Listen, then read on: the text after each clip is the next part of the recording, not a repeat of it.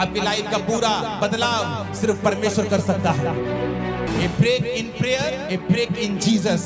आज अगर बदलाव लाना है तो कलीसिया को प्रार्थना करनी होगी। रोना प्रभु को हिला नहीं सकता, विश्वास उसको हिलाता है। बाइबल कहती जब इजरायली लोग प्रार्थना कर रहे थे कि परमेश्वर हमें राजा की गुलामी से छुड़ा, क्योंकि वचन कहता है कि राजा ने उन्हें कठिन कठिन कामों से उनकी जिंदगी को दुखी कर दिया था, बोझ के नीचे उनकी जिंदगी को कर दिया था।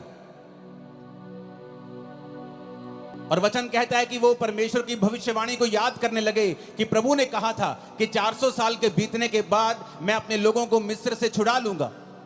वो प्रार्थना करने लगे। जब 430 साल बीत गए, जब भविष्यवाणी पूरी नहीं हुई, क्योंकि वो नहीं जानते थे कि कोई भी भविष्यवाणी अपने आप पूरी नहीं होती जब तक आप उस भविष्यवाणी के विषय में प्रार्थना नहीं करते या काम नहीं करते। इसलिए नए नियम में लिखा हुआ है कि भविष्यवाणियों को तुच्छ ना जाना जाए, और जो भविष्यवाणी तेरे विषय में की गई हैं उनके अनुसार तू एक अच्छी लड़ाई को लड़े। पौलुस ने अपने बेटे, अपने स्पिरिचुअल संत मिथ्यू से यह कहा। मतलब भविष्यवाणियां अपने आप पूरी नहीं होती जब तक कि उन भविष्यवाणियों के विषय में लड़ा ना जाए। और हमारी लड़ाई इंसानों से नहीं, किसी पार्टी से नहीं, किसी धर्म से नहीं, बल्कि शैतान से है। और हम परमेश्वर के सामने भी प्रार्थना में लड़ते हैं, जिस तरह याकूब लड़ा था और जीत गया था। तो वचन कहता है कि हमें प्रार्थना करना जरूरी है, और उन भविष्यवाणियों के विषय में जो हमारे लिए की गई हैं उनके लिए भी हमें लड़ना जरूरी है, यानी प्रार्थना में फाइट करना जरूरी है।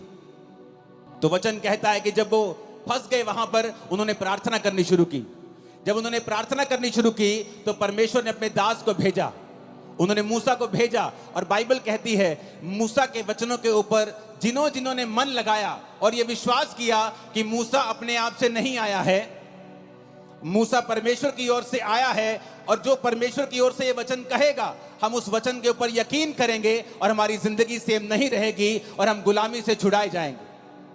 वो गुलामी चाहे बीमारी की हो, वो गुलामी चाहे शैतान की हो, वो गुलामी चाहे मानसिक हो, डिप्रेशन की हो, वो गुलामी किसी भी तरह की हो सकती है आपकी लाइफ में।